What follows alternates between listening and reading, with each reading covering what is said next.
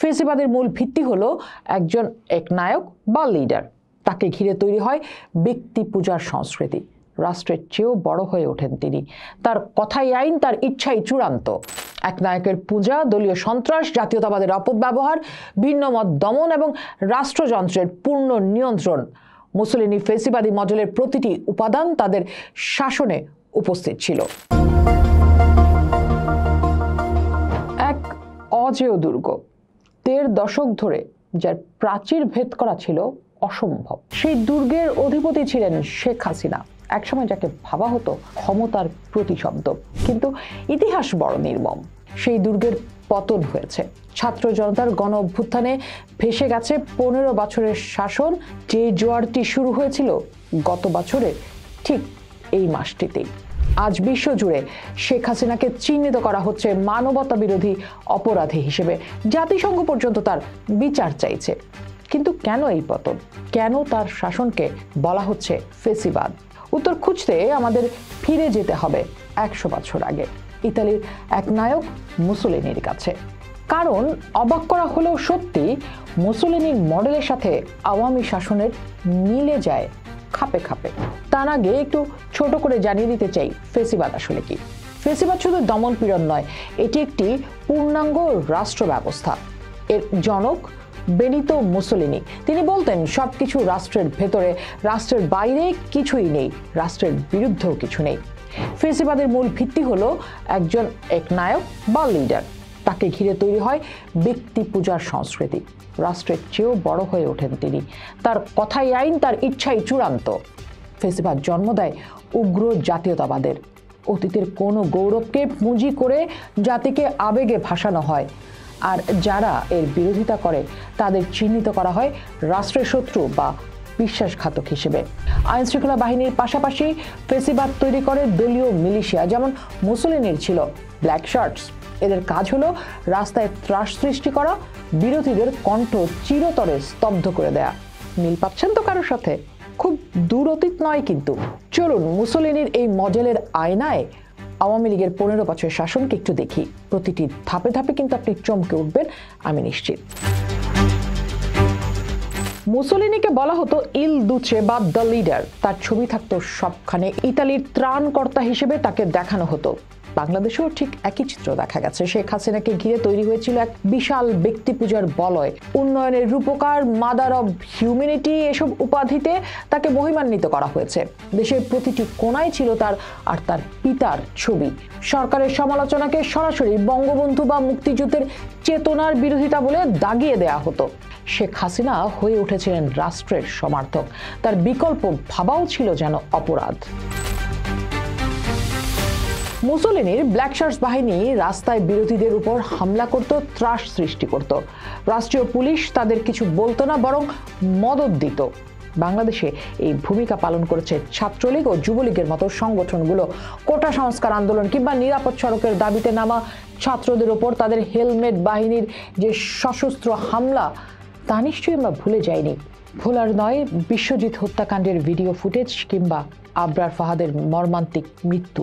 বিরোধী দলের সমাবেশে পুলিশের পাশাপাশি এই দলীয় বাহিনীকেও হামলা চালাতে দেখা গেছে বহুবার। এই বেসামরিক সন্ত্রাস ছিল ফেসিবাদী শাসনের এক নিখুঁত প্রতিচ্ছবি। ফেসিবাদীরা অতীতের গৌরবকে ব্যবহার করে। মুসোলিনি ব্যবহার করতেন রোমান সাম্রাজ্যের মিথ, আর আওয়ামী লীগ একইভাবে ব্যবহার করেছে মহান মুক্তিযুদ্ধের চেতনাকে। মুক্তিযুদ্ধ নিঃসন্দেহে আমাদের জাতীয় গৌরবের সর্বোচ্চ অধ্যায়, কিন্তু এই চেতনাকে সংকীর্ণ দলীয় সম্পত্তিতে পরিণত করেছিল আওয়ামী লীগ। তাদের রাজনীতির বিরোধিতা করা মানেই স্বাধীনতা বিরোধী বা রাজাকার হয়ে যাওয়া।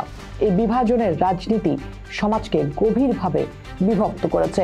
ভিন্ন মতকে দেশদ্রোহ হিসেবে চিত্রিত করা ছিল তাদের সবচেয়ে বড় অস্ত্র। ফেসিবাদী রাষ্ট্রে কোনো বিরোধী স্বর টিকে থাকতে পারে না। মুসোলিনির শাসনে সংবাদপত্র ছিল নিয়ন্ত্রিত, বিরোধীরা থাকতো কারাগারে। আওয়ামী লীগ আমলেও এই কাজটি করেছে ডিজিটাল নিরাপত্তা আইন। সামান্য সমালোচনার জন্য সাংবাদিক, লেখক, কার্টুনিস্ট ও সাধারণ মানুষকে জেলে যেতে হয়েছে। এর চেয়েও ভয়ঙ্কর ছিল রাষ্ট্রীয় পৃষ্ঠপোষকতায় গুম এবং বিচার বহির্ভূত হত্যাকাণ্ড। শত শত বিরোধী কর্মীকে রাতের আধারে তুলে নিয়ে যাওয়া হয়েছে, যাদের অনেকেই আর ফেরেনি। র্যাবের মতো বাহিনীকে ব্যবহার করে তৈরি করা হয়েছিল এক ভয়ের সংস্কৃতি। মুসোলিনি রাষ্ট্রের প্রতিটি অঙ্গকে ফ্যাসিস্ট পার্টির নিয়ন্ত্রণে এনেছিলেন। বিচার বিভাগ, প্রশাসন, পুলিশ সবকিছু চলত পার্টির ইশারায়। বাংলাদেশেও ঠিক তাই ঘটেছে। বিচার বিভাগ, নির্বাচন কমিশন, পুলিশ ও প্রশাসন সবকিছুই দলীয় আনুগত্যের ভিত্তিতে সাজানো হয়েছিল। নির্বাচন পরিণত হয়েছিল একটা প্রহসনে। জনগণের ভোটের আর কোনো মূল্য ছিল না। রাষ্ট্রের প্রতিটি প্রতিষ্ঠান যখন দলের আজ্ঞাবহ হয়ে যায় তখন সেটি আর রাষ্ট্র থাকে না, এটি হয়ে ওঠে একটি ফ্যাসিস্ট কাঠামো। ফ্যাসিবাদী অর্থনীতিতে রাষ্ট্র ও ঘনিষ্ঠ পুঁজিপতিদের মধ্যে এক আঁতাত তৈরি হয়। একে বলা হয় কর্পোরেটিজম। আওয়ামী লীগ আমলেও তৈরি হয়েছিল এরকম একটা ভয়ঙ্কর সিন্ডিকেট অর্থনীতি। ব্যাংক, জ্বালানি, বিদ্যুৎ অবকাঠামো সবকিছু নিয়ন্ত্রণ করত হাতে গোনা কয়েকটি সরকার ঘনিষ্ঠ গ্রুপ। এর মাধ্যমে একদিকে যেমন উন্নয়নের গল্প শোনানো হয়েছে, অন্যদিকে দেশ থেকে পাচার হয়েছে হাজার হাজার কোটি টাকা। দুর্নীতি পরিণত হয়েছিল রাষ্ট্রনীতির অংশে। মুসোলিনি এক মিথ্যার প্রাসাদ তৈরি করেছিলেন। তার নেতারা যখন প্রচার করত ইতালিতে কোনো ভিক্ষুক নেই, তখন রবীন্দ্রনাথের ভাইয়ের ছেলে সৌমেন্দ্রনাথ ঠাকুরের মতো প্রত্যক্ষদর্শীরা দেখেছেন অনাহারের যক্ষ্মায় ধুঁকতে থাকা মানুষ আর পথের অগণিত ভিক্ষুক। ঠিক যেমন বাংলাদেশে উন্নয়নের রোল মডেলের জয়গান গাওয়া হতো, আর অন্যদিকে মত প্রকাশ করে জেলে ঢুকছিলেন কার্টুনিস্ট কিশোর। মুসোলিনির ইতালি জুড়ে একটি স্লোগান ছিল, মুসোলিনি সব সময় সঠিক। তার ছবি দিয়ে ছেয়ে ফেলা হয়েছিল দেশ, নিচে লেখা থাকতো বিশ্বাস করো, মেনে চলো, লড়াই করো। কবি সাহিত্যিক থেকে শুরু করে ইতিহাসবিদ সবাই ব্যস্ত ছিল তাকে নবজাগরণের প্রতিনিধি আর অতিমানব হিসেবে প্রমাণ করতে। অন্যদিকে লোহার মুষ্টিতে ক্ষমতা ধরে রেখে তিনি তৈরি করেছিলেন 4 লক্ষ সদস্যের এক দলীয় সামরিক শাখা, আর তরুণদের মগজে ঢুকিয়ে দেওয়া হয়েছিল রোমান সাম্রাজ্যের হারানো গৌরব পুনরুদ্ধারের নামে যুদ্ধের নেশা। বাংলাদেশেও ছাত্রলীগ, যুবলীগ একই কাজ করে গেছে। কবি, সাহিত্যিক, ইতিহাসবিদ, বুদ্ধিজীবী সবাই ব্যস্ত ছিল শেখ হাসিনাকে নবজাগরণের প্রতিনিধি আর অতি মানব হিসেবে প্রমাণ করতে।